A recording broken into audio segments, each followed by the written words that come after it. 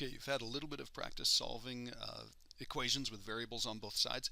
We're now going to do some that are slightly more complicated, and this is the complication.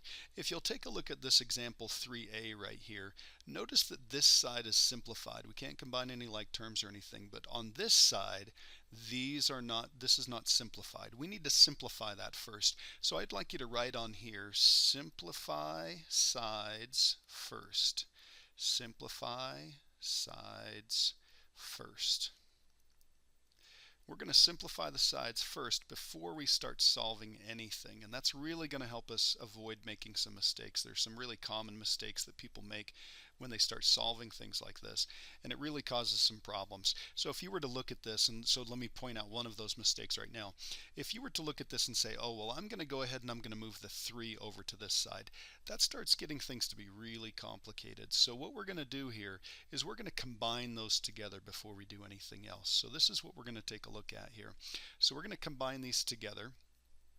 So we end up with, this is going to be so we've got a 10x right here, and then we've got minus 3, and then equals 4x plus 6.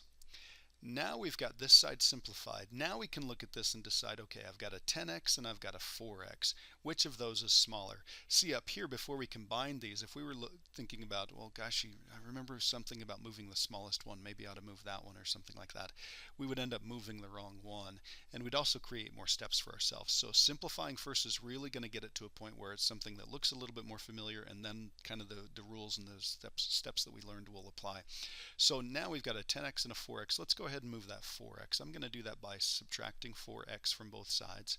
Again, I'm going to go ahead and draw this line right here. So those are going to disappear. Those are going to cancel to be a 0. We've got those additive inverses again. And then I'm going to end up with a 6x over on this side. If the variable is going to end up over here, we might as well move that over in the same step. So let's go ahead and add 3. So we're going to add 3 to this side over here. So let's see what we've got there. Those are going to cancel, so we've got our equal sign kind of right down the middle there, and then we've got a 9 over on this side. So again, one step left. We need to get that variable completely isolated. We're going to undo the multiplying by 6 by dividing by 6. Cancel those off, so we end up with this. We end up with x equals, we've got 9 divided by 6. 6 doesn't go into 9 evenly, so we're going to think of this as a fraction instead of a division problem. If we had 9 over 6, what would we do with that? Well, they both have a 3 in common, so 3 goes in here 3 times, 3 goes in here twice, so we end up with a 3 on the top and a 2 on the bottom. So the way we'd say this is we'd say the answer is 3/2. If this were a story problem or something like that, you could write it as a mixed number. But again, once we get into 7th, 8th grade and beyond, we normally write things as reduced improper fractions, and that's what this is. Okay, let's take a look at the next one. This one is a little bit different. You'll notice that it's got the problem right here, and then it's got not quite the answer, but off to the side it says what steps are missing here. You may have some problems like this on your assignment. You may end up with something like this on a test or an end-of-year test or a standardized test or something like that. It's just a way of checking to see that you know how to show your steps from one point of the equation to the other.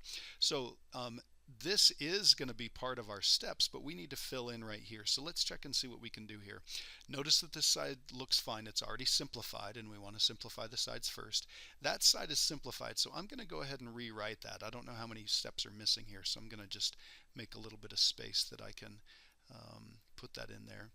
And let's see, notice that we've got 18.1 and then we've got a -2. Those are both constants, so I'm going to go ahead and put a little looping line under there and combine those.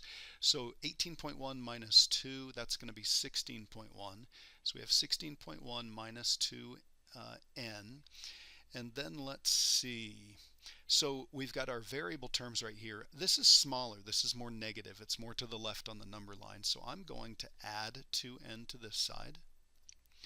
And if I'm going to get the n's over here, and this should make us feel good, take a look at this. This is 4.2 plus 2. That's going to be 6.2. So we're in good shape there. And then we're going to move this to the other side by subtracting 0.6. So we're going to subtract 0.6. Now let's just double check and make sure. If I did, so I'm going to clear this off, if I did 16.1 and I subtracted 0.6. And I'm just in the habit of not putting the 0 in front. If you want to do 0.6 and write it here and put it in the calculator, that would be just fine. But we do get 15.5, so we're in good shape there. So we did show the steps that were missing there. There was a combining step, and then we're moving terms from one side to the other. Now we just need to finish this off. So let's go ahead and divide both sides by 6.2. We'll go ahead and show that work. We're going to cancel those, so we end up with an n on this side.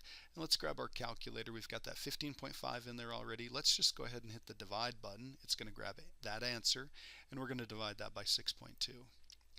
And we're going to hit enter, and we end up with 2.5. Now, on this problem, it's definitely okay to write the answer as a decimal because the original problem had decimals in it. Let's take a look at this next one here.